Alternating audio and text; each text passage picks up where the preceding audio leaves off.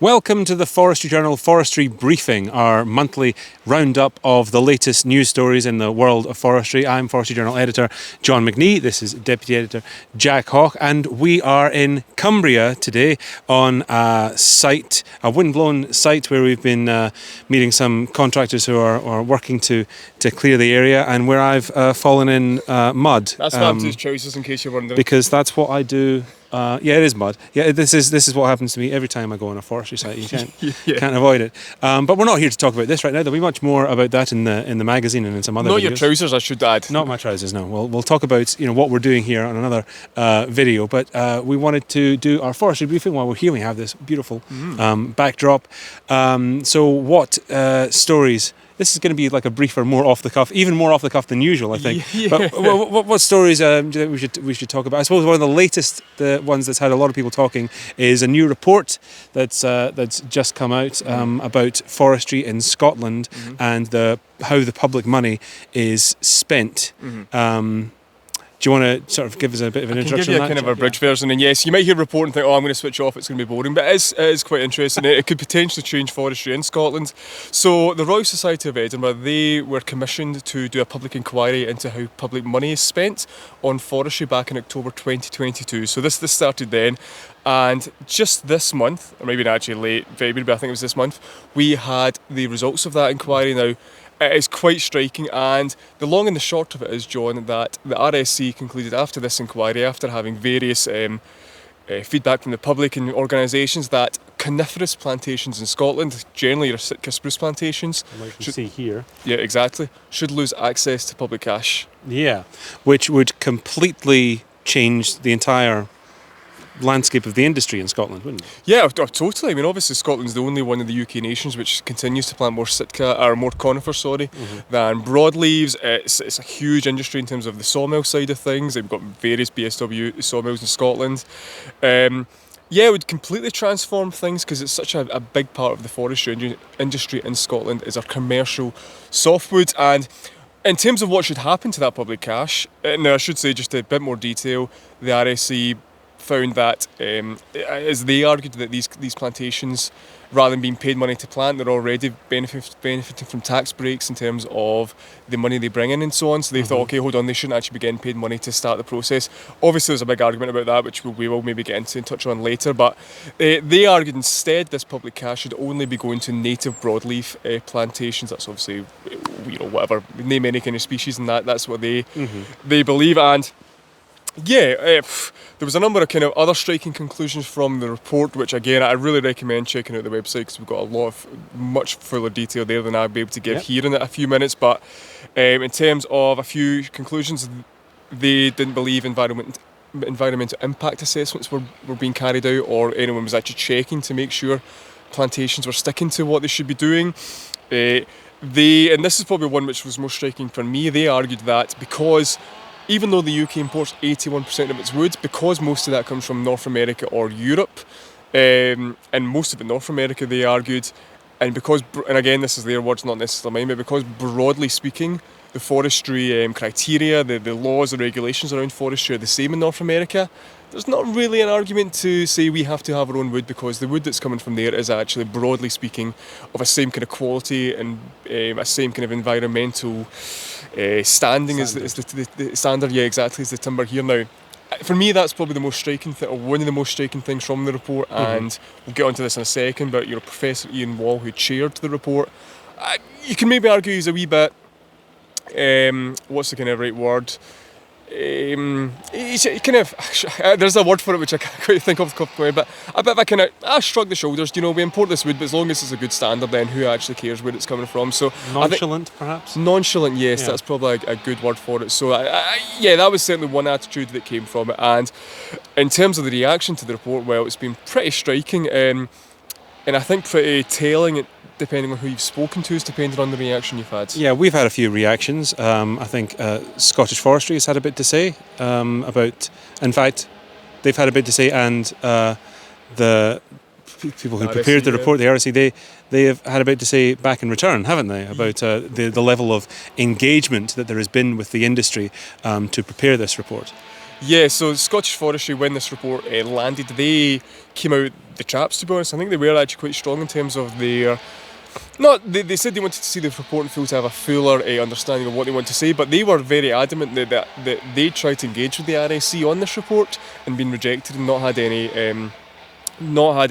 engagement in terms of how this was put together, in terms of what this would mean for timber in Scotland. From that, the RSC then came back and said, "Oh, hold on, you were asked, it was a public engagement, anyone could have responded to this, so you chose not to." And they argued that they got in touch with Scottish Forestry, who again didn't get back to them. Again, then we had Scottish Forestry coming back and saying, "Well, hold on, it's a public consultation about how government money is going to be spent." And remember, Scottish Forestry is a government agency. It wouldn't actually be appropriate for us to respond in that way. We just wanted to be more involved in the, not the formal consultation, but more involved in the actual putting it together, more involved maybe kind of behind the scenes, I guess, maybe would be a kind of right way to put it. So yeah, there's been a bit of to and fro and a bit of argument, a bit of just between the two of them. And I would say Scottish Forestry, one thing that was striking in their response to it was that they came out and said, we still support, I can't remember whether you said softwood or whether they said conifer plantations, but they still support conifer plantations and broadleaf plantations. Just quickly, kind of more on that, kind of taking a similar line to Scottish Forestry, we've seen Confor come out and been quite strong, and they were one of, I think it was 45 public respondents to this inquiry, and they essentially accused the RSC of ignoring all the evidence. They said, when they come into their conclusions, all the evidence in terms of the environmental benefits of Sitka plantations, in terms of the need to reduce the amount of timber that's imported into the UK. We had John Lambert, again, more kind of private sector, from Goldcrest, basically saying he was appalled by the report. But as we've found out, I think it's really dependent on who you speak to, is dependent on your reaction to the report and probably what side of forestry they're in. Yeah, I think what's been interesting, we were at the Forest Policy Group's conference earlier this week, which is looking to the future of forestry in Scotland and taking a sort of a much more broader view about what is forestry in Scotland? What is it going to look like in the future? How can we do things better? What does better look like? How do we get there? How do we affect change? What do we as foresters on the ground want forestry to look like in Scotland as well? And before that, the night before that, I was at the Confor awards dinner, where we were. A lot of the talk was around complacency in forestry in Scotland, which for many years has been thriving. The tree planting rates have been far and away so much better than England or Wales, but now with the recent budget cut, it seems like we're taking a step back. Things seem to be progressing forward in England and Wales to some degree, and starting to make them look more attractive for forestry than Scotland is. And so on both sides of the coin, you have people who want change in forestry, and to give the report credit, it is looking to see what kind of change we could make for the better.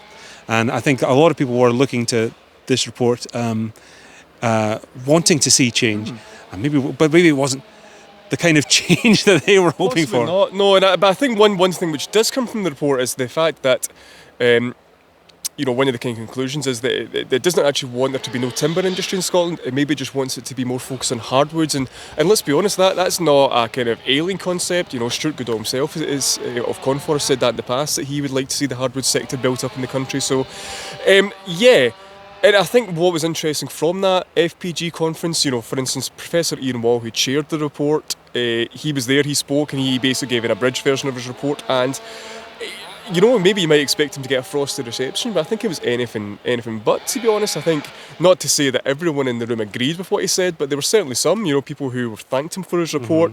I spoke to several people who said Scotland has to stop its reliance on Sitka, has to stop its reliance on softwood. Now again, I think all that goes to show is the old adage is true, that no two foresters will ever agree on the one issue. There's always going to be debate, there's always going to be a diversity of opinion, and that's a good thing. And I think this is maybe... maybe a report like this gives us a chance to think what's next. I did see when he was giving his presentation, there was one person in the audience who was very angrily shaking their head almost the whole way through, and then just a few rows in front, someone else just quite enthusiastically nodding. It's like, this is exactly what we need. I have heard it described as some people as polarising, as setting one side of forestry against the other. We've been called polarising ourselves, Jack. I don't know if you've heard that. I certainly have. But I think there was a lot of talk about trying at the FPG conference about trying to find consensus and how do we marry those two sides of or those different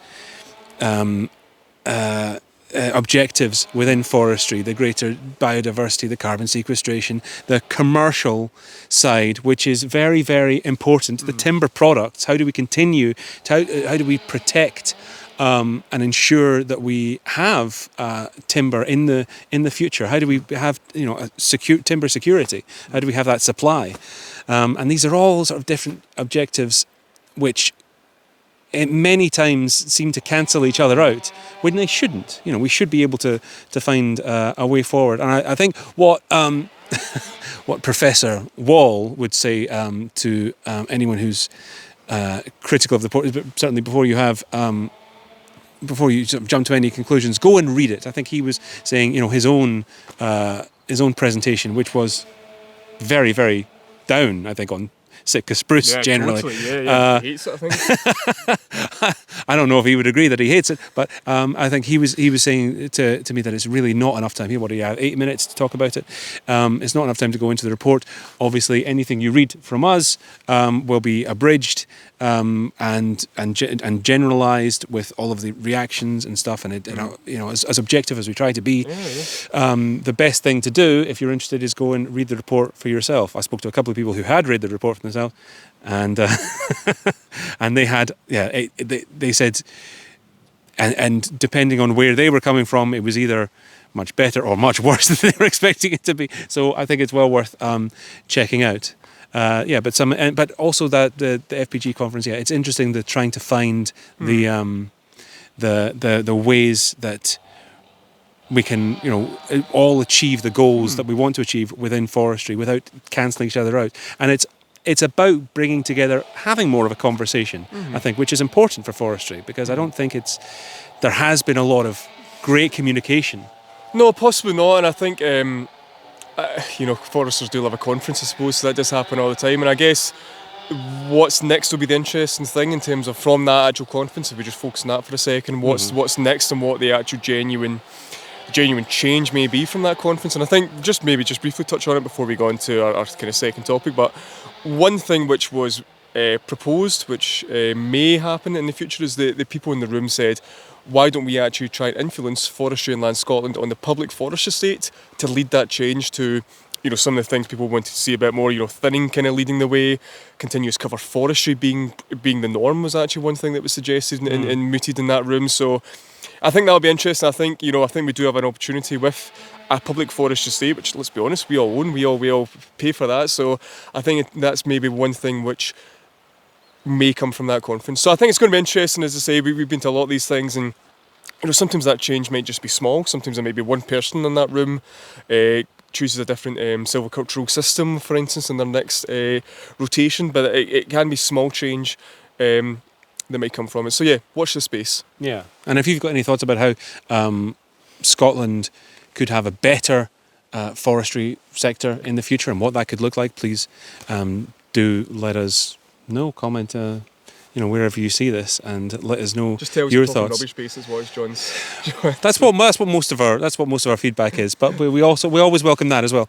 And staying in Scotland, we have had another breaking story this week, which is worth talking about. I think this is the story about Clark Tracks in Dumfries, which looks like it's been proposed by the owner, Nordic Traction Group, that they might close down their production facility in Scotland and move all their manufacturing to Finland. I think, isn't that right? Yeah, and it's kind of that's what's been proposed this week by the Nordic Traction Group. They are currently going through a consultation process with staff.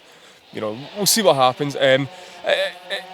let's be honest, it's sad news. We don't know how many jobs are potentially going to be lost. There's no indication that anyone's going to be transferred over to Finland. The site itself only opened after a kind of renovation in 2020, so it's not even a particularly new old site either.